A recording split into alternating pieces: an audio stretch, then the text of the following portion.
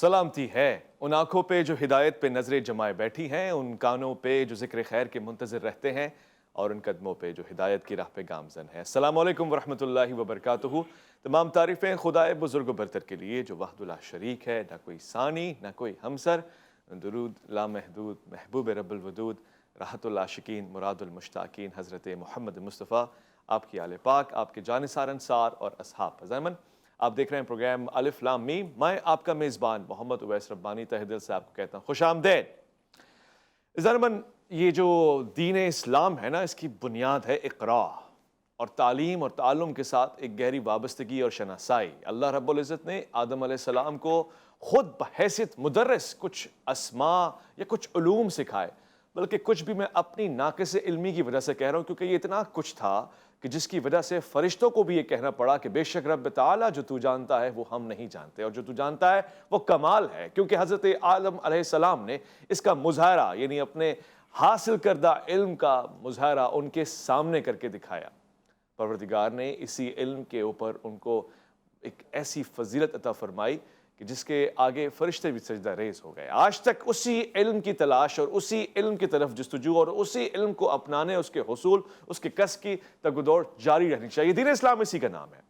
لہٰذا اسلام نے اپنے دامن میں رہبانیت نہیں رکھی، یہ نہیں سوچا کہ آپ نے دین دنیا سے دور ہو کے، بلکہ دنیا سے دور ہو کے صحرا میں جا کے دین کی طرف یا اپنے حساب سے اپنے بنائے ہوئے مذہب کی پرستش کرنی ہے، یا اپنے بنائے ہوئے خداؤں کو راضی کرنے کی کوشش کرنا ہے خود کو زحمتوں میں ڈال کے، بلکہ ایک عام معمول میں رہتے ہوئے، دنیا کو دیکھتے ہوئے، اس دعا کے ساتھ کہ ربنا آتنا فی الدنیا حسنۃ وفی الآخرۃ حسنۃ، ساتھ ساتھ لے کے چل رہا ہے دین دنیا کو۔ اور یہ بھی فرمایا کہ جو کسب حلال کر رہا ہے اس کی مانند جہاد کی ہے، اس مزدور کی مانند جس کا پسینہ بہہ رہا ہے وہ بالکل ویسے ہی ہے جیسے کہ وہ شہید یا وہ میدان میں مجاہد جو رن میں اپنے اوسان بھی خطا نہیں کرتا، اللہ کی راہ میں فی سبیل اللہ جنگ جہاد کرتا ہے۔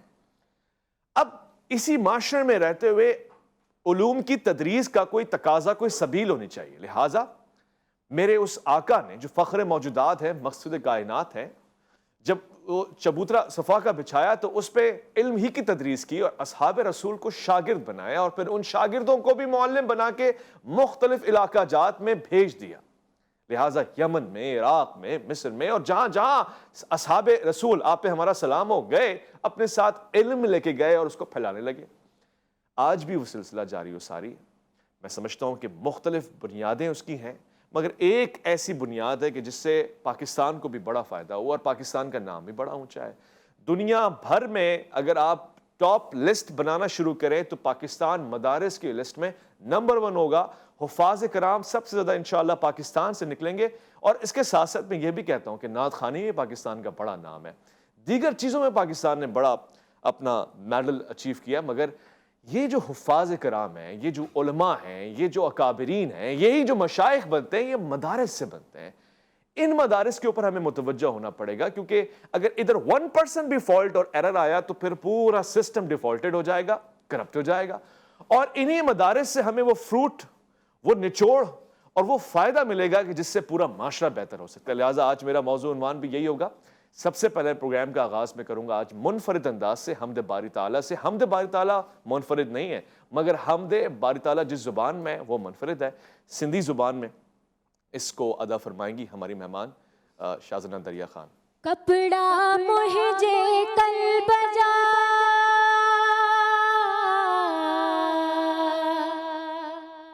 میرا ہی میرا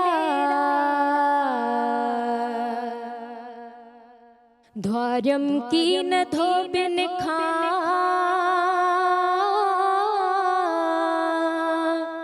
ساجھر سویرا مومدی جا میرا پدھران کجائیں پڑ میں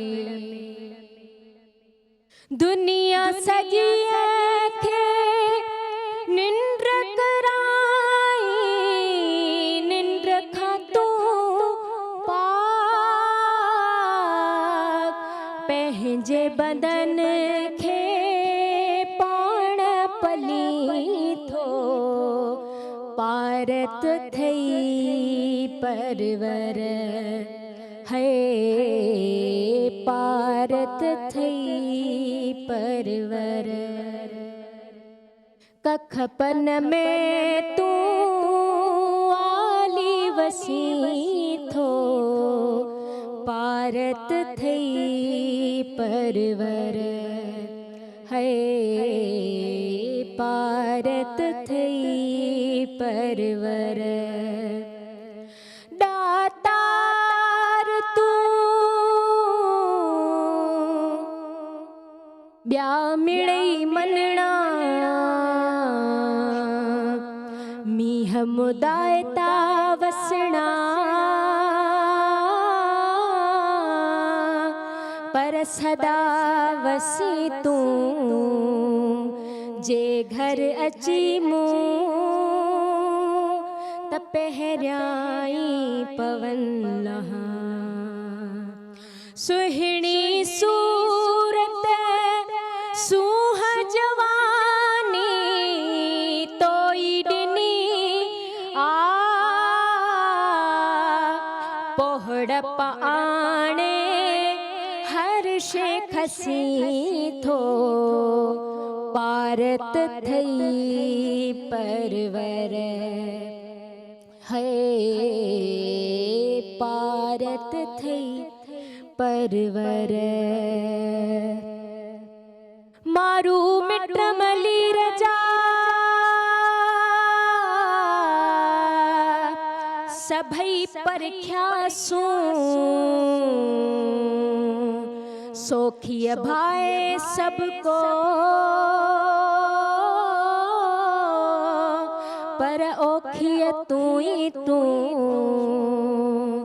मौला मथा मुंह फुड़ो मला हिजबा झजो तुहिंजी गुलामी खादिम ॾींदो आखिरी दम ताईं राणो कंहिं सां की न रुसे थो पारत थई परवर है पारत थई परवर कखपन में तू आली वसी थो पारत थई परवर माशाल्लाह पारत थई परवर। ये खूबसूरत सी हम सिंधी ज़ुबान में और उसके एक एक बोल में एक तासुर है, तासीर है। हमद बारी ताला जिस ज़ुबान में भी हो, ज़ाहिर परवरदिगार की मोहब्बत में उसकी हमद को बयां करने के लिए और फिर उसकी शान बयां करने के लिए, इसीलिए तो इंसान, बल्कि यूँ कह लीजिए कि इंसान और जिन तख्लीक किए गए हैं। इनकी तख्लीक का माना मकसद परवरदिगार की हमद, उसकी इबादत और फिर उसकी अताअत करना है, उसकी महबूब की मोहब्बत में अपनी ज़िंदगी गुजारनी है, और वो भी अताअत का एक सिलसिला है। लिहाजा आज जो हमने उन्वान रखा है कि दीनी मदारिस का किरदार कैसा है, कैसा होना चाहिए, गलतियाँ और इस्लाह क्या है, मुस्बत किरदार कहाँ पर है, कहाँ माशरे को फ़ायदा पहुँच रहा है, इस सिलसिले में गुफ्तगू करने के लिए आज हमारे पैनल में तशरीफ़ फरमाएँ। बहुत ही प्यारे गुफ्तगू फरमाते हैं, बहुत ही नफीस अंदाज से, मुफ्ती हफीज़ुल्लाह अब्बासी साहब। अस्सलाम वालेकुम रहमतुल्लाह। वालेकुम सलाम। मैं खुशामदीद कहूँगा अपने दूसरे मेहमान को, और ये भी हमारे प्रोग्राम में आज तशरीफ़ लेकर आए। इनकी बड़ी मोहब्बत है, बहुत अच्छी गुफ्तगू फरमाते हैं, मदारिस के साथ वाबस्तगी भी है और सिलसिला जो तदरीस का है वो जारी व सारी है। मैं खुशामदीद करना चाहता हूँ अल्लामा मुफ्ती खादिम हुसैन कादरी साहब को। अस्सलाम वालेकुम रहमतुल्लाह। वालेकुम सलाम। सबसे पहले मुझसे आपसे आगाज़ करूँ, दीनी मदारिस की ज़रूरत क्यों है, क्या किरदार है और क्या होना चाहिए आज के माशरे में भी? आपको लगता है यूनिवर्सिटीज़ के दौर में, कॉलेज़ के दौर में उसी मनहज के ऊपर हमारे मदारिस काम कर रहे हैं? नहमदु व नुसल्ली अला रसूलिहिल करीम अम्मा बाद फ़अऊज़ु बिल्लाहि मिनश शैतानिर रजीम बिस्मिल्लाहिर रहमानिर रहीम। क़ाल अल्लाहु तबारक व तआला फ़िल क़ुरआनिल मजीद फ़लौला नफ़र मिनहुम ताइफ़तुन लियतफ़क़्क़हू फ़िद्दीन सदक़ल्लाहुल अज़ीम। फैज़ भाई, आपका बहुत बहुत शुक्रिया कि आज आपने एक अहम उन्वान से हमें यहाँ पर बुलाया और गुफ्तगू करने की मौका दिया।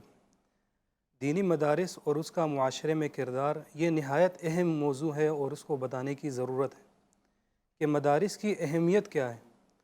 कि अल्लाह ताला ने حضرت آدم علیہ السلام کو جب پیدا فرمایا تو فرشتوں نے کہا کہ ہم آپ کی تسبیح کے لیے کافی تھے.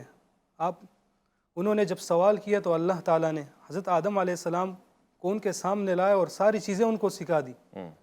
تو آدم علیہ السلام کو اللہ تعالیٰ نے سب چیزوں کے نام بتائے. وَعَلَّمَ آدَمَ الْأَسْمَاءَ كُلَّهَا ثُمَّ عَرَضَهُمْ. پھر فرشتوں پر اللہ نے پیش فرمایا ان کو، تو انہوں نے ان سب چیزوں کے نام بتا دی. پھر اللہ کے حکم سے سب فرشتوں نے ان کو سجدہ کیا. یعنی اللہ تعالیٰ نے خود براہ راست ان کی استادی کی اور حضرت آدم علیہ السلام ان کے شاگرد بنے. جناب نبی کریم صلی اللہ علیہ وسلم کے بارے میں اللہ تعالیٰ نے قرآن مجید میں فرمایا وَعَلَّمَكَ مَا لَمْ تَكُنْ تَعْلَمْ، کہ آپ کو سکھایا جو آپ نہیں جانتے تھے. یعنی اللہ تعالیٰ براہ راست استاد بنے ہمارے پیارے نبی صلی اللہ علیہ وسلم کی. جی، اور پھر ضمانت بھی لی، سنقرئک فلا تنسیٰ، سنقرئک فلا تنسیٰ، ذمہ داری بھی لی. آپ صلی اللہ علیہ وسلم نے اس سلسلے کو آگے جاری فرمایا، اور دار ارقم جو حضرت ارقم بن ابی ارقم رضی اللہ تعالیٰ عنہ کی جگہ تھی، وہاں پر آپ صلی اللہ علیہ وسلم نے صحابہ کرام کی اخلاقی اور روحانی تربیت شروع کر دی. اس کے بعد ہجرت کے بعد پھر صفہ، وہ ایک پہلا مدرسہ تھا اسلام کا. اس کے بعد یہ سلسلہ چلتا رہا اور آج تک چلتا ہوا ہے. آج تک چلتا ہوا آ رہا ہے. جی، تو دینی مدارس ہی وہ ہے کہ جس نے ہمیں رب کی ربوبیت کا بتایا کہ وہ ہمارا مالک ہے، ہمارا وہی مالک ہے، اسی نے ہمیں پیدا کیا. وہ ذو العرش المجید ہے، وہ فعال لما یرید ہے، یہ مدرسے نے بتایا. وہ کن فیکون ہے، یہ مدارس نے ہمیں بتایا. وہ ہمارا رب ہے، وہ اللہ، وہ مدارس نے بتایا. شرک سے بچنا ہے، یہ مدارس نے بتایا. اگر مدارس نہ ہوتے، کیونکہ مدارس ہی ہے جنہوں نے دین کو سنبھالا ہے. ٹھیک ہے. دعوت تبلیغ اور خانقاہی نظام جو ہے اس کے ذریعے سے اگر دین پھیلا ہے تو اس دین کو سنبھالنے والے مدارس ہیں. اسی طرح آپ صلی اللہ علیہ وسلم کی زندگی کیسے تھی، مدارس نے بتایا. آپ کی رات کیسی تھی، آپ کا دن کیسا تھا، آپ کی انفرادی زندگی کیسی تھی، آپ کی اجتماعی زندگی کیسی تھی.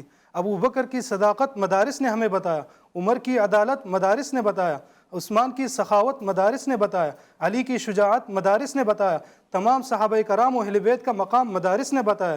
تابعین کون ہیں، مدارس نے بتایا. تبع تابعین کون ہیں، مدارس نے بتایا.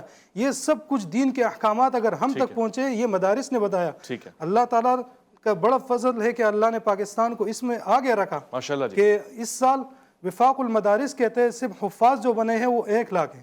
ماشاءاللہ بڑی تعداد میں. اور ابھی جب ہم گفتگو کر رہے ہیں اور یہ پروگرام جب نشر ہوگا تو ریسنٹ ڈیز میں وفاق المدارس کے امتحانات بھی چل رہے ہیں اور یہ سارے سلسلے ایک مختصر سے وقفے کی طرف جا رہے ہیں.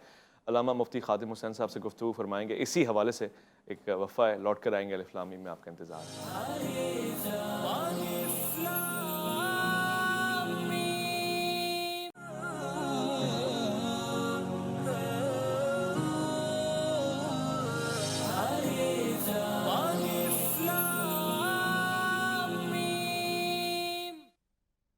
خوش آمدید. ہم نے مدارس کو ہمیشہ اپنا عنوان رکھا ہے اور ہم اون بھی کرتے ہیں اور اس پہ ہم فخر بھی کرتے ہیں. ہمیں اس بات پہ بڑا ناز بھی ہے، مگر چونکہ ہمارے ہی مدارس ہیں لہٰذا کہیں کوئی چیز ہوگی تو ہم اس کو ڈسکس بھی کریں گے. یہاں پر ہم کنٹریبیوشن ڈسکس کرنے لگے ہیں، یعنی کتنا سارا کنٹریبیوشن ہے، کتنا سارا مواد ہے جو ترقی کے لیے، ملک کی اور اس ریاست کی ترقی کے لیے مدارس نے دیا. ایک تو ہے دینیات کی ترقی، ظاہر عالم اسلام پھیلا ہوا ہے، کسی ایک سرحد کے اوپر قید نہیں ہے، مگر ایک ہے کہ ملک کی افادیت اس میں کہاں موجود ہے. لہٰذا علامہ مفتی خاتم حسین صاحب سے میں درخواست کرنا چاہتا ہوں کہ پاکستانی معاشرے کو مدارس سے کس حد تک فائدہ پہنچا ہے، کس حد تک پہنچنا چاہیے. نحمدہ ونصلی ونسلم علی رسولہ الکریم، اما بعد فاعوذ باللہ من الشیطان الرجیم، بسم اللہ الرحمن الرحیم. فیض بھائی، سب سے پہلے میں آپ کا متشکر ہوں کہ آپ نے اس عظیم موضوع پر مجھے گفتگو کرنے کا شرف بخشا. جیسا کہ آپ نے سوال کیا کہ مدارس دینیہ نے اس معاشرے کو، پاکستان کی عوام کو کیا دیا ہے، کیا فائدہ پہنچایا ہے، تو اس سلسلے میں اگر گہری نظر کے ساتھ دیکھا جائے تو کوئی بھی ایسا شعبہ آپ کو نظر نہیں آئے گا جہاں مدارس دینیہ کی خدمت آپ کو نظر نہ آئے. ماشاءاللہ. اسکولز میں چلے جائیں، وہاں پر آپ کو دیگر ٹیچرز کے ساتھ ساتھ آپ کو اسلامک پڑھانے والے مدارس کے فارغ طلباء، علماء وہاں آپ کو نظر آئیں گے. یونیورسٹیز میں آپ کو پروفیسر آپ کو نظر آئیں گے. اس کے علاوہ ہماری پیدا ہونے سے لے کر جنازے تک، قبر، کفن، دفن تک اگر کوئی بھی ہمیں ساتھ سب سے زیادہ دیتا ہے، جس کی سب سے زیادہ ہمیں ضرورت پڑتی ہے، وہ مدارس دینیہ کے طلباء اور علماء ہیں۔ ہمارے ہاں کسی بچے کی ولادت ہو تو ہم عالم صاحب کو بلاتے ہیں، علامہ صاحب کو بلاتے ہیں، مفتی صاحب کو بلاتے ہیں۔ جنازہ ہو جائے، غسل ہو جائے، کفن آ جائے یا کسی طرح کا بھی کوئی مسئلہ پیش آ جائے تو سب سے پہلے ہمیں جس کی ضرورت پڑتی ہے وہ عالم دین ہیں جو مدارس سے فارغ ہوتے ہیں۔ تو کوئی بھی ایسا شعبہ آپ کو نظر نہیں آئے گا جہاں پر آپ کو مدارس دینیہ کے جو ہے طلباء اور علماء آپ کو نظر نہ آئے۔ سب سے زیادہ ہمارے معاشرے کے اندر جو سوال کیا جاتا ہے، جو اعتراض کھڑا کیا جاتا ہے، وہ یہ کیا جاتا ہے کہ مدارس دینیہ نے ہمیں کیا دیا ہے۔ تو اس کے الزامی طور پر ہم یہ سوال کرتے ہیں، آپ بتائیں کہ مدارس دینیہ نے کیا کیا نہیں دیا، ان کی ذمہ داری کیا تھی؟ ذمہ داری یہ تھی کہ وہ لوگوں کو قرآن پڑھائیں، لوگوں کو قرآن کی تعلیمات سے آشنا کریں، لوگوں کو مسائل دینیہ سکھائیں، لوگوں کو فرض علوم سکھائیں۔ تو پہلے تو ایسا ہوتا تھا، آپ کے شاید بچپن میں ایسا گزرا ہو کہ دور دور تک کوئی ایک آدھ حافظ مل جاتا تھا، لیکن آج چونکہ رمضان قریب ہے تو رمضان کے اندر مسجدیں کم پڑ جائیں گی، حفاظ کی تعداد زیادہ ہو جائے گی۔ ماشاءاللہ ماشاءاللہ۔ اور کئی ایسے علماء ہم جانتے ہیں جو امامت کے لیے سوچ رہے ہیں کہ کئی امامت کی سیٹنگ بن جائے، لیکن مسجد میں جگہ نہیں ہے۔ وہ چاہتے ہیں کہ کسی مدرسے میں تدریس کی جگہ مل جائے، لیکن جگہ نہیں ہے۔ اور پہلے تو کوئی ایک آدھ مدرسہ ہوتا تھا، لیکن ہر علاقے میں، ہر گلی میں آپ کو مدرسہ نظر آئے گا۔ بلکہ جو مدرسے تو مدرسے، لیکن مسجد کے اندر بھی دیکھیں گے نا 5 6 کلاسز لگ رہی ہے جہاں پر قال اللہ و قال رسول کی تعلیم دی جا رہی ہے۔ بھائی بہت خوب۔ اچھا، یہ جو نقطہ ہے، یعنی ویسے تو یہ اضافی نقطہ ہے، امامت کی سیٹنگ اگر بن جائے، عام طور سے یہ تراویحاں بھی محدود نہیں ہے کہ مساجد میں ہی ہوں، آپ اپنے گلی محلے میں، کمیونٹی میں صفے بچھائیں، وہاں پہ پنڈال لگائیں، انتظام کریں اور تراویح کی نماز پڑھیں، اور پیش امام کو اس حوالے سے تو آپ پابند کریں۔ اور اگر کتنا ہی اچھا ہو کہ آپ کے اپنے گھرانے میں، خانوادے میں، پڑوس میں، محلے میں کوئی حافظ ہو، اس کو کھڑا کریں، ایک معلم پیچھے کھڑا کر دیں تو بہت اچھا ہو جائے گا۔ مفتی صاحب، بہت اچھی گفتگو فرمائی کہ مدارس نے ایک بڑا اچھا کنٹریبیوشن دیا ہے، پیدا ہونے سے لے کر الوداع تک، جنازے تک ایک مولوی، ایک عالم دین ہے۔ مگر اب میں آپ کی طرف چھوڑتا ہوں، کیونکہ میں بولوں گا تو ایسا نہ ہو کہ کوئی ناقد کی حیثیت میں کاؤنٹ ہو جاؤں۔ خامیاں کہاں رہ گئی ہیں، کوتاہیاں کہاں رہ گئی ہیں جس کو ابھی مزید بہتر بنانے کی ضرورت ہے مدارس میں؟ بسم اللہ الرحمن الرحیم۔ کوئی بھی دنیا میں نظام دیکھ لے انسان تو معصوم ذات تو صرف انبیاء کرام کی ذات ہے، اور تو کوئی معصوم نہیں ہو سکتا، اور صحابہ کرام اہل بیت محفوظ ہیں، باقی تو کوئی ہو نہیں سکتا۔ لیکن کسی حد تک جو کوشش کی ہے، یعنی آج اگر باہر کی دنیا میں ہم دیکھ لیں تو یہاں پر آنے کو دوسرے ممالک سے، مغربی ممالک کے لوگ آنے کو اپنے لیے ایک بڑی چیز سمجھتے، ایک مشکل سمجھتے۔ آج دیکھ لو دنیاوی عصری تعلیمی ادارے جو کام کر رہے ہیں، لیکن تعلیم کے لیے لوگ باہر جا رہے ہیں۔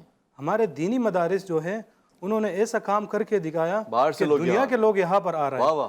اب اگر ہمارے ملک کی صورتحال امن کی اور اچھی ہوتی تو ساری دنیا یہاں آ رہی ہوتی اسلام کے لیے، اور یہ ایک اسلام کا ایک بڑا مرکز ہوتا جو ہے بھی، کیونکہ مدارس نے یہ خدمات انجام دیے اور اصولی طور پر وہ تمام چیزیں کی ہیں۔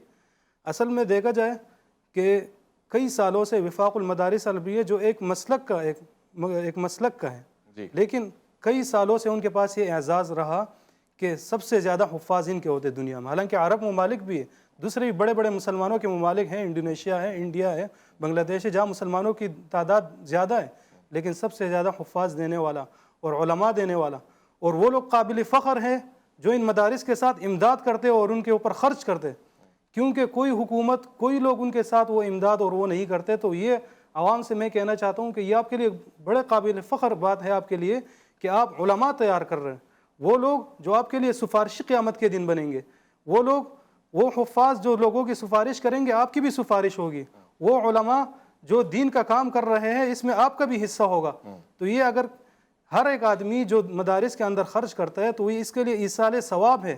وہ عالم جس پر آپ کا خرچہ ہوا وہ جتنا بھی کام کرے گا اس میں آپ کا بھی پورا حصہ ہوگا۔ تو دینی مدارس نے اپنے نظام کو منظم کر رکھا ہے، اور اس کی ایک مثال وفاق المدارس العربیہ کا امتحان ہے کہ پورے پاکستان میں بیک وقت شروع ہوتا ہے 9 بجے سے 1 بجے تک، اور بیک وقت ختم ہوتا ہے۔ کوئی چیٹنگ نہیں، کوئی چیزیں نہیں، کوئی سفارش نہیں، کوئی۔ یہ میں مفتی صاحب سے پوچھ لوں، وفاق المدارس کے حوالے سے بات کریں، مگر آپ مدارس میں چیٹنگ کا کانسیپٹ پایا جاتا ہے مفتی صاحب؟ ہمارے ہاں تنظیم المدارس اہل سنت پاکستان کا بورڈ ہے، جو آج 5واں پیپر تھا، جو کل لاسٹ پیپر ہے، تو پورے پاکستان میں امتحانات لیے جا رہے ہیں اور سینکڑوں کی تعداد میں سینٹر قائم کیے گئے ہیں۔ کوئی بھی ہم خود درس و تدریس سے تعلق رکھتے ہیں، بالکل سختی ہوتی ہے، ہر طرح کی سختی ہوتی ہے، جانچ پڑتال کی جاتی ہے، ان کی چیکنگ کی جاتی ہے، کسی طرح کوئی قسم کی کوئی چیٹنگ کرنے کا بالکل موقع نہیں دیا جاتا۔ باقی ظاہر سی بات ہے طلباء ہیں، اگر کسی طریقے سے کسی سے پوچھ لیتے ہیں پھر بھی اس پر بھی سختی ہوتی ہے۔ اگر 100 طلباء دے رہے ہیں تو 8-10 اساتذہ ممتحنین ہوتے ہیں جو وہاں پر کھڑے ہوتے ہیں، ان پر نظر ثانی کر رہے ہوتے ہیں، ان سے دیکھ رہے ہوتے ہیں کہ کسی طرح کی کوئی چیٹنگ۔ الحمدللہ ہم جو معیار رکھتے ہیں وہ ایک بہترین قسم کا معیار رکھتے ہیں۔ بچوں کو جو پڑھاتے ہیں وہ کہا جاتا ہے پڑھاتے ہیں، بلکہ پڑھاتے نہیں پلاتے ہیں۔ آپ کو ماشاءاللہ جو بھی سبجیکٹ پڑھا جاتا ہے، کلاس میں اگر 15 بچے ہیں نا تو اس سبجیکٹ کے 5 سے 7 بچے ماہر ملیں گے آپ کو۔ اس انداز میں پڑھایا جاتا ہے، ان کو یاد کرایا جاتا ہے، نہ صرف رٹا رٹایا بلکہ ان کو اس پہ مہارت تامہ بھی دی جاتی ہے، تاکہ اگر بچہ کل کسی جگہ پڑھانے اور دوران طالب علمی پہ ان کا پڑھانے کا سلسلہ شروع کر دیا جاتا ہے۔ یہاں علم الصرف پڑھ رہا ہے تو گھر پہ کسی کو پڑھا بھی رہا ہے، یہاں علم النحو پڑھ رہا ہے تو گھر پہ کسی کو علم النحو پڑھا بھی رہا ہے۔ میں خود اگر اپنی تعریف تو مقصد نہیں ہے میرا، لیکن میں اگر مثال کے طور پر پیش کر دوں، میں ثانیہ میں تھا، دوسرے درجے میں تھا تو پہلے درجے والوں کو باقاعدہ پڑھاتا تھا، تیسرے درجے میں تھا تو دوسرے درجے اور پہلے درجے والوں کو پڑھاتا تھا۔ تو اس سے آپ اندازہ لگائیں اگر چیٹنگ کرنے والا کوئی پڑھنے والا ہوتا تو وہ کبھی بھی پڑھانے کی طاقت نہیں رکھتا اور اس فعل کو بھی حرام ہی قرار دیا گیا ہے نا؟ جی بالکل ناجائز ہے، کسی قسم کی اس کی کوئی تائید نہیں کی جاتی۔ اچھا، اور اگر کوئی کرتا ہے تو سزا بھی ملتی ہے؟ سزا ملتی ہے بالکل۔ ٹھیک ہے، میں ایک وقفہ لے رہا ہوں، میں لوٹ کر آؤں گا۔ اس لیے کہہ رہا ہوں کیونکہ عام طور سے اسکول، کالجز، یونیورسٹیز میں تو چٹنگ اب رجحان بڑھ گیا ہے، اور مجھے افسوس سے کہنا پڑ رہا ہے، آپ برا نہ مانیے گا، آپ اور میں بھی شاید ان مدارس کے علاوہ اسکولز اور کالج سے ضرور گزرے ہوں گے کہ جہاں بورڈ کے پیپرز میں ماحول بنایا جاتا ہے کہ جی چٹنگ کریں گے تو زیادہ مارکس آئیں گے۔ مگر خوشی ہے سن کے مجھے کہ علماء کرام یہ فرما رہے ہیں، اور ہم نے دیکھا بھی ہے کہ جس چیز کو برائی سمجھا جاتا ہے پھر اس کو برائی ہی جانا جاتا ہے، گردانا جاتا ہے، اور اس پہ سختی بھی ہوتی ہے۔ اگر فردن کوئی ایسا عمل کرتا ہے تو ظاہر ہے وہ اپنی تربیتی دور سے گزر رہا ہے اور اس میں بہتری کی گنجائش آئے گی۔ ایک مختصر سے وقفہ ہے، لوٹ کر آئیں گے الف لام میم میں، آپ کا انتظار۔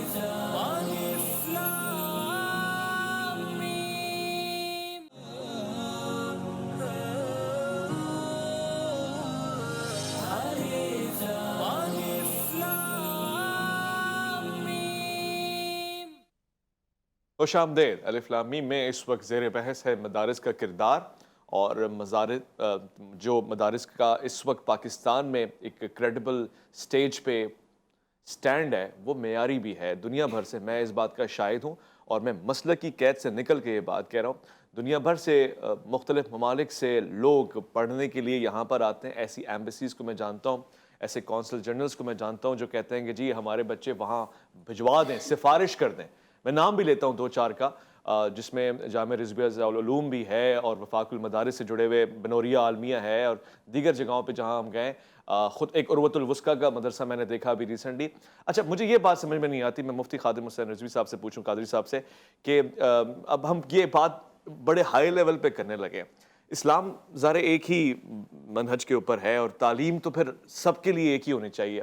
ہم انگریزی بورڈ کے حوالے سے کہتے ہیں کہ جی وہ اتنے سارے بورڈز بنے ہوئے ہیں، کوئی آغا خان بورڈ ہے، کوئی کیمبرج ہے، کوئی آکسفورڈ ہے، مگر دین اسلام میں تو کم سے کم ایک ہی بورڈ ہونا چاہیے۔ تب تو مزید اور ہو گئے ہیں، 6 بورڈ تو آلریڈی تھے، اور مزید آپ لوگوں میں بھی ڈفرینٹ ہو گئے۔ یہ اس کی وجہ کیا ہے مصعب؟ اس کی وجہ تو شاید کچھ ظاہر سی بات ہے، جب 2 بھائی ہوتے ہیں ان کے آپس میں بھی طبیعت ملتی نہیں ہے، تنازع ہو جاتے ہیں جگہ جگہ، تو کچھ خدشات ہوں گے، کچھ اعتراضات ہوں گے، کچھ تحفظات ہوں گے، تو اس بنا پر ان کے اندر علیحدگی ہو جاتی ہے۔ باقی الحمدللہ مسلک کے اعتبار سے تو اہل سنت ہیں اور سب کا آپس میں اتفاق ہے۔ عقیدے کے اعتبار سے کہیں کوئی کسی کا تفرد ہو یا کسی کی کوئی اپنی ایک تحقیق الگ سے ہو تو وہ الگ بات ہے، لیکن اجماعیت تو ہے، جمعیت ہے، سب کا آپس میں اتفاق ہے۔ مسائل کے اعتبار سے تھوڑا بہت آپس میں کوئی تنازع کہیں پایا جاتا ہے۔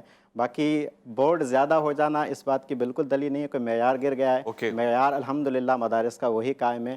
اور کچھ کبھی ایسا بھی ہوتا ہے کہ آپ کے نصاب سے میں متفق نہیں ہوں، آپ جو کتب پڑھاتے ہیں میں چاہتا ہوں کہ ان جگہ پر یہ کتب آنی چاہیے، درجہ ثانیہ میں، درجہ ثالثہ، درجہ رابعہ میں، کیونکہ مدرس جب تدریس کرتا ہے تو تجربے سے بہت سی باتیں گزرتی ہیں کہ یہاں پر یہ والی چیز ہونی چاہیے، یہ نہیں ہونی چاہیے، تو ظاہر سی بات ہے جب وہ رائے پیش کی جاتی ہے تو دیکھا جاتا ہے جس کی زیادہ رائے ہے اس کو ترجیح دی جاتی ہے، اور جن کی کم رائے ہو گئی وہ چاہتے ہیں کہ نہیں ہم اسی پر قائم رہیں، تو اس طرح علیحدہ ہو جاتے ہیں وہ۔ بہترین ہو گیا۔ اچھا مطلب آپ بھی اس پہ رائے کا اظہار فرماتے ہیں، اور یہ بھی بتا دیں کہ مشترکات کیا ہیں، مطلب بورڈ ہونے کے باوجود مختلف ہے، مگر نصاب کتنا ہے جو یکساں ہے، ایک ہی جیسا پڑھایا جاتا ہے؟ جہاں تک بات ہوئی نصاب کی، جیسا کہ ہم نے پہلے بھی بتایا کہ باہر سے لوگ یہاں پر آتے تعلیم کے لیے، تو اس لحاظ سے بھی کچھ بورڈ مختلف ہو گئے، اور بھی کچھ چیزیں تھیں جس کی وجہ سے الگ ہونا پڑا۔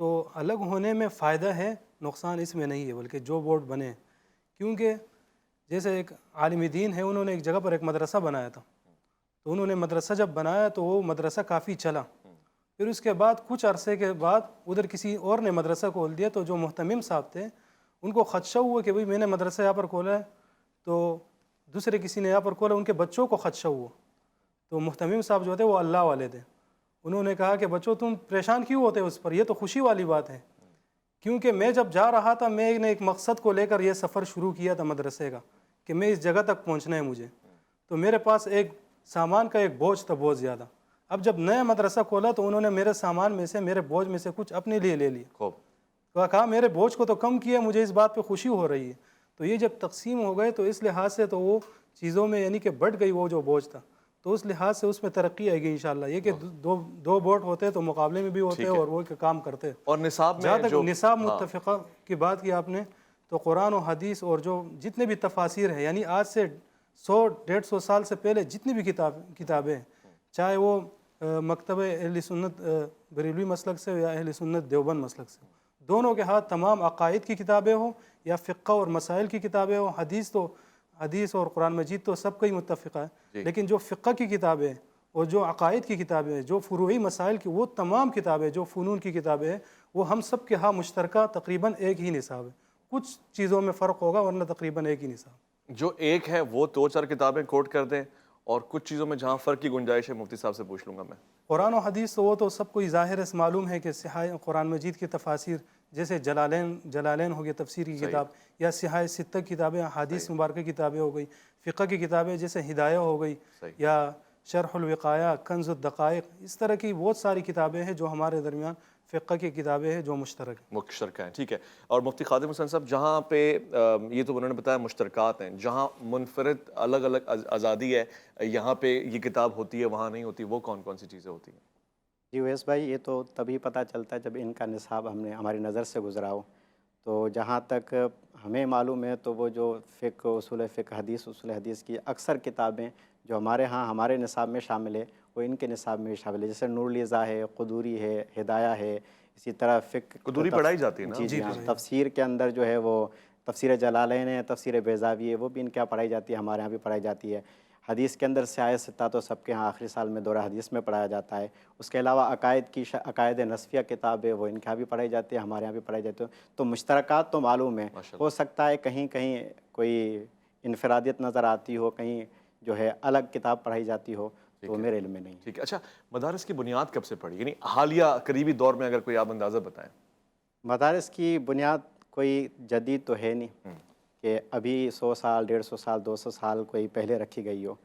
اگر ڈیپلی دیکھا جائے تو جب سے اسلام آیا ہے، غار حرا سے ہی پہلے مدرسے کی ابتدا کی گئی ہے۔ اکثر تاریخ اسلام کی کتب میں تو آپ کو یہی نظر آئے گا کہ اسلام کا پہلا مدرسہ اصحاب صفا کا مدرسہ ہے، اس چبوترے پہ بیٹھ پر حضور صحابہ کی تعلیم فرماتے تھے۔ تو لیکن میری اپنی ایک رائے، میں اس سے بالکل اتفاق کرتا ہوں، اس میں کوئی دو رائے نہیں ہے، لیکن میں یہ سمجھتا ہوں کہ جب سے غار حرا میں پہلی وحی آئی تھی، اقرأ بسم ربک الذی، تب سے تعلم و تعلیم کا سلسلہ شروع ہو گیا تھا۔ اس وقت اگر دیکھا جائے تو وہ غار حرا ایک مدرسہ ہے، اور اس میں جو مدرس ہے، جو پڑھانے والے ہیں، وہ رب العالمین کی ذات ہے، اور جو پڑھنے والی ذات ہے، متعلم ہے، وہ رحمت للعالمین کی ذات ہے، اور نصاب لانے والی جبریل امین کی ذات ہے۔ جو جدید مدرسے کی طرز ہے، اس کا اگر ہم ماضی قریب میں دیکھیں تو کب سے اس کی بنیاد رکھی گئی ہے؟ تقریباً یہ 150 پاک و ہند کے اندر، بر صغیر کے اندر تو تقریباً 150-200 سال، تو یہ ایک غالب گمان ہے میرا کہ اس میں یہی نصاب جو کتابیں ہم پڑھا رہے ہیں یا پڑھ رہے ہیں، انہی کتابوں کا ہمیں ذکر ملتا ہے۔ خانقاہوں کو مدارس سے الگ کر دیا گیا، ایک دور ایسا بھی آیا، بڑے لوگوں کا اس میں کردار رہا، پھر بادشاہی نظام بھی اس میں موجود تھا، تو آپ اس کو کیسا دیکھتے ہیں؟ دیکھو آپ نے جیسے سوال کیا تھا پہلے بھی، اور یہ بھی ان کو تھوڑا مشترک لے کر، کہ شاہ ولی اللہ محدث دہلوی رحمہ اللہ ایسی شخصیت ہے جو بر صغیر میں تعلیم کے لیے اور علم کے لیے، قرآن و حدیث اور تمام فنون کے لیے ایک دروازہ ہے کہ ہم حدیث کی سند، چاہے وہ اہل حدیث حضرات ہوں یا اہل سنت بریلوی مسلک کے ہو یا اہل سنت دیوبند مسلک کے ہو، ان تو تینوں بعد میں مکاتب بنایا، ظاہر فکر جو ہے حنفی کون سا؟ جی ان کے ہاں متفقہ شخصیت ہے جنہوں نے بر صغیر میں علم کو لایا. جی پھر بر صغیر کے اندر وہ وقت بھی آیا جب انگریز کے خلاف جہاد ہونے لگا, جی تو ان کشمکش کے اندر دینی تعلیم سے دوریاں بہت زیادہ بڑھ گئی تھی. ٹھیک ہے. تو انگریز نے جب دیکھا کہ بھئی جہاد میں ہم ان کے خلاف ان کو شکست دے نہیں سکتے, تو لہٰذا ان کے ذہن کو تبدیل کر دیا جائے. اس کے لیے انہوں نے لارڈ میکالے کو آگے کیا. تو انہوں نے کہا میں ایک ایسی تعلیم لایا ہوں یہاں پر اور ایسا محنت کرنا چاہتا ہوں یہاں پر کہ یہ بظاہر ہندوستانی ہوں گے لیکن اندر دل و دماغ سے یہ انگلستانی ہوں گے. کیا کہنے. تو ان کے مقابلے میں مولانا قاسم نانوتوی رحمہ اللہ نے فرمایا کہ میں ایک ایسی قوم تیار کروں گا جو بظاہر تو ہندوستانی ہوں گے لیکن دل و دماغ سے وہ اسلامی ہوں گے. اور پھر آپ صلی اللہ علیہ وسلم ان کے خواب میں آئے اور انہوں نے ایک انار کے درخت کے نیچے ایک بنیاد رکھی مدرسے کی, جو آج پوری دنیا میں پھیلی ہوئی ہے الحمدللہ. چاہے دعوتی تبلیغ ہو یا مدارس ہو, یہ تمام چیزیں جو دارالعلوم دیوبند سے آلٹرنیٹ ہوتا رہا میرے خیال ہے, زیادہ فاصلہ نہیں ہے اس کے اگلے ہی فوراً دور میں, بلکہ ساتھ ہی جناب اعلیٰ حضرت احمد رضا خان بریلوی رحمۃ اللہ علیہ, انہوں نے بھی اس بریلی شریف میں علم کی, ان کے والد مرحوم نے اور اس کے دادا, یہاں سے سلسلہ چلا آ رہا, تو دونوں طرف سے پھیلا ہے. دونوں طرف سے منظر بالکل الاسلام مدرسہ قائم کیا آپ نے, منظر الاسلام مدرسہ قائم کیا. جی بالکل صحیح فرمایا آپ نے. تو اس کی شاخیں دنیا میں دونوں مسلک کے دونوں کی شاخیں دنیا میں پھیل گئے الحمدللہ, اور یہ محنت جاری ساری ہے اور انشاءاللہ رہے گا. بہت خوب. آخری کوشچن ہے, اس کے بعد پروگرام انشاءاللہ وائنڈ اپ ہوگا. آپ سے یہ پوچھنا چاہوں گا کہ اگر آپ 3 لفظوں میں بیان کریں کہ مدارس کو یہ بھی اضافی طور سے کرنا چاہیے, تو وہ کیا چیز ہوگی؟ 2-3 چیزیں اگر بتا دیں. مدارس کو اس وقت جو ہے عصری علوم کو بھی ساتھ لے کر چلنا چاہیے. کمپیوٹر سکھانا چاہیے, انگلش پر بچوں کی گرفت ہو, اگرچہ پڑھائی جاتی ہے لیکن اکثر مدارس میں نہیں پڑھائی جاتی. چند مدارس ہیں یا جو شہر کے مدارس ہیں وہاں تو یہ چیزیں پڑھائی جاتی ہیں. انگلش کا ٹیچر بھی ہے اور کمپیوٹر بھی پڑھائی جاتی ہے, اور جیسے علم المیراث ہے اس کو حل کرنے کے لیے میتھ کی ضرورت پڑتی ہے, تو میتھ بھی پڑھائی جاتی ہے. اور دیگر علوم بھی ہمیں جو زمانہ چل رہا ہے اس کے ساتھ ہمیں کندھے سے کندھا ملا کر چلنا چاہیے. بہت خوب. مطلب آپ بھی کچھ اگر ریکمنڈیشن دینا چاہیں. جی میں یہی کہنا چاہتا ہوں کہ دینی مدارس جو ہے تمام لوگ ان سے منسلک رہیں. وہ تو ٹھیک ہے, مدارس کو کیا کہنا چاہتے ہیں کہ کچھ اضافی طور سے اپنے اندر شامل کر لیں؟ مدارس کو چاہیے کہ جیسے عصری علوم, جیسے حضرت نے کہا کہ عصری علوم جتنے بھی ہیں ان کے لینگویجز ساتھ بھی وابستہ رہے, جیسے مختلف زبانیں اگر سکھانا ہے, جیسے مختلف زبانیں, اور اس پر محنت شروع ہوئی ہے ابھی. تو انشاءاللہ یہ کہ آئندہ مستقبل وقت میں ایسا ہوگا کہ آپ دیکھیں گے انشاءاللہ کہ ہر جگہ پر آپ کو مدارس کے لوگ انشاءاللہ نظر آئیں گے, کہ میڈیا ہو یا ڈاکٹر ہو یا انجینئر ہو, آپ دیکھیں گے کہ حفاظ آپ کو نظر آئیں گے, ان میں علماء نظر آئیں گے. تو مدارس کو اور بھی اس پر محنت کرنا چاہیے انشاءاللہ کہ اور بھی ہے انشاءاللہ. بہت شکریہ مفتی حفیظ اللہ عباسی صاحب آپ کا, بہت بہت شکریہ علامہ مفتی خادم حسین قادری صاحب آپ کا, اور شاہزنہ دریا خان آپ یہاں موجود رہیں, آپ نے بہترین انداز سے کلام سنایا, حمد باری تعالیٰ. میں خواتین حضرات آپ سے اضافی طور سے صرف یہ کہنا چاہتا ہوں کہ جہاں مدارس اتنا کلیدی کردار ادا کر رہے ہیں وہاں تعاون کی بھی ضرورت ہے, ہر طرح کے تعاون کی. مورل سپورٹ بھی ہونی چاہیے. یعنی ہم اپنے معاشرے کے اس بنیادی حصے کو اگنور کر رہے ہیں کہ جس سے بہت سارے علماء کرام نکل کر آ رہے ہیں, اور صرف علماء کرام نہیں, جدید دور میں ڈاکٹرز, انجینئرز, یعنی مولوی پلس جسے میں کہتا ہوں, وہ بھی انہی مدارس سے مل کے نکل رہے ہیں. ساتھ ساتھ ہمیں توجہ دینی چاہیے مالی اندازے سے بھی, یعنی ہم جتنا ہو سکے اس خیر کے کام میں اپنا کردار نبھائیں. ایسا کیوں ہوتا ہے کہ میرا بچہ اگر غریب ہے, میرے پڑوس کا بچہ اگر کوئی کام نہیں کرا تو میں سوچوں کہ مدارس میں اس کو جمع کرا دوں؟ نہیں, قابل ترین لوگوں کو بھیجیں, قابل ترین رزلٹ بھی آنا شروع ہو جائے گا. یہاں پہ آپ کی اور میری توجہ درکار ہے. اپنا خیال رکھیں گے, آپ اپنے سے بڑھ کے خیال رکھیں گے. ملک پاکستان کا, اللہ کے فرمان کا. ویس ربانی کو دیجیے گا اجازت. اللہ کی امان میں.